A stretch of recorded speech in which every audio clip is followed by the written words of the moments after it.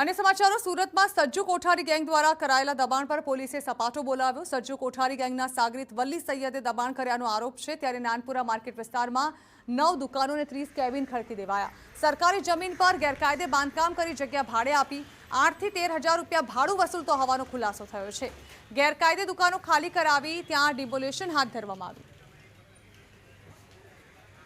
तो समग्र मामले डीसीपी निधि ठाकुरનું નિવેદન સામે આવ્યું છે। આરોપી વલી સૈયદે અંદાજે 10 વર્ષથી આ દબાણ કર્યું હોવાનો ખુલાસો થયો છે।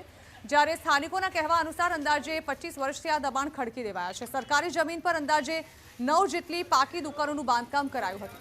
સાથે જ 30 જેટલા કેબિનો પણ ઊભા કરાયા હતા અને આરોપીએ છેલ્લા ઘણા સમયથી આ દુકાનોને ભાડે આપી હતી। સરકારી જમીન પર ખડકી દેવાયેલી દુકાનો પર આરોપી 8 થી 13,000નું ભાડું પણ વસૂલી રહ્યો હતો। ત્યારે સમગ્ર મામલે મહાનગરપાલિકા તંત્ર અને પોલીસે સંયુક્ત કામગીરી કરીને દબાણ દૂર કરવા કાર્યવાહી હાથ ધરી છે।